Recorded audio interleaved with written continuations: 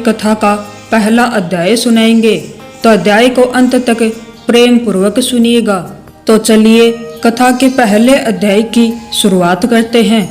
शौनक ऋषि बोले, हे सूत, हे महाभाग, हे व्यास शिष्य, हे अलकमस, आपके मुख कमल से अनेक व्याख्यान सुनते हुए हम लोगों की तृप्ति नहीं होती है, अपितु बार बार सुनने की इच्छा बढ़ती जा रही है।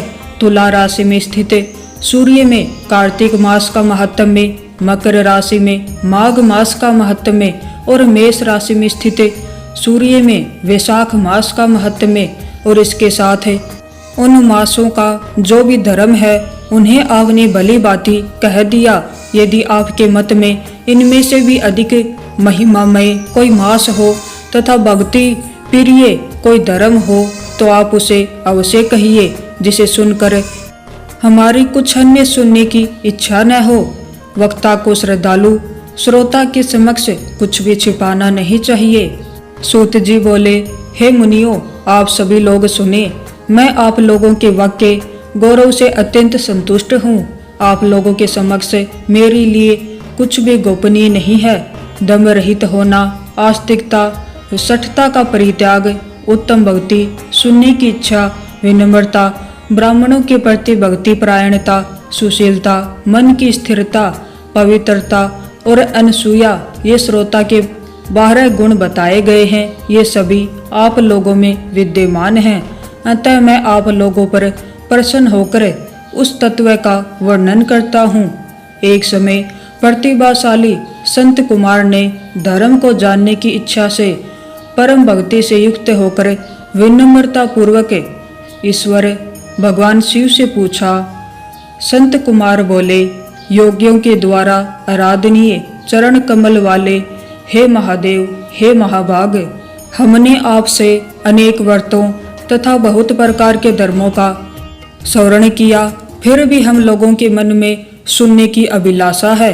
12 मासों में जो मास सबसे श्रेष्ठ है, आपकी अत्यंत प्रीति कराने वाला, सभी कर्मों की सिद्धि देने वाला हो और अन्य मास में किया गया कर्म यदि इस मास में किया जाए तो वह अनंत फल प्रदान कराने वाला हो। हे देव, उस मास को बताने की कृपा कीजिए। साथ ही लोका अनुग्रह की कामना से उस मास के सभी धर्मों का भी वर्णन कीजिए। ईश्वर बोले, हे संत कुमार, मैं अत्यंत गोपनीय भी आपको बताऊंगा।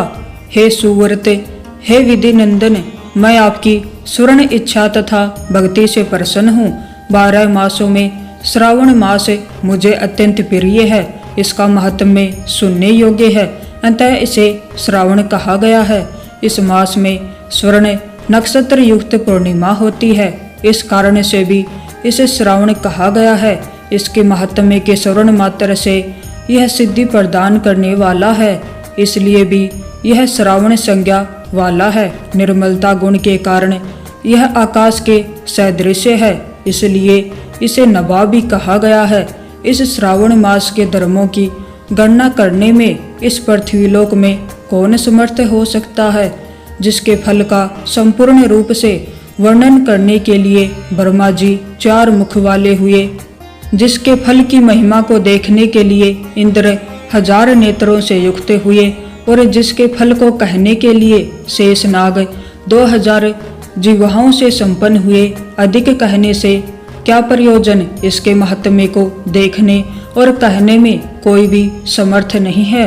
हे मुनि, अन्य मास इसकी एक कला को भी नहीं प्राप्त होते हैं। यह सभी व्रतों तथा धर्मों से युक्त है। इस महीने में एक भी दिन ऐसा नहीं है जो व्रत से रहित दिखाई देता हो। इस माह में प्राय सभी तिथियां व्रत युक्त हैं। इसके महात्म्य के संदर्भ में मैंने जो कहा है वह केवल प्रशंसा मात्र नहीं है।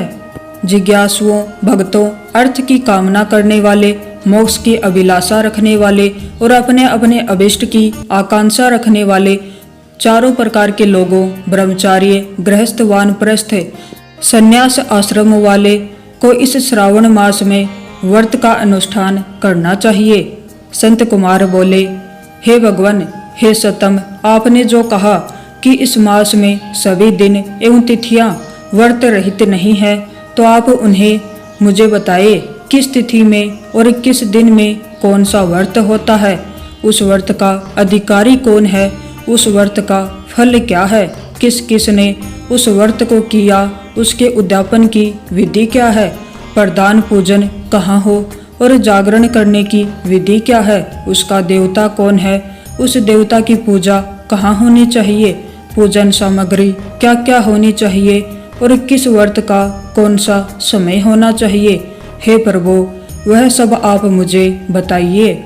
यह मास आपको प्रिय क्यों है, किस कारण यह पवित्र है, इस मास में भगवान का कौन सा अवतार हुआ, यह सभी मासों से श्रेष्ठ कैसे हुआ और इस मास में कौन कौन धर्म अनुष्ठान के योग्य हैं।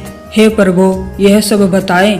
आपके समक्ष मुझ अज्ञानी का प्रश्न करने में कितना ज्ञान हो सकता है, अतः आप संपूर्ण रूप से बताएं।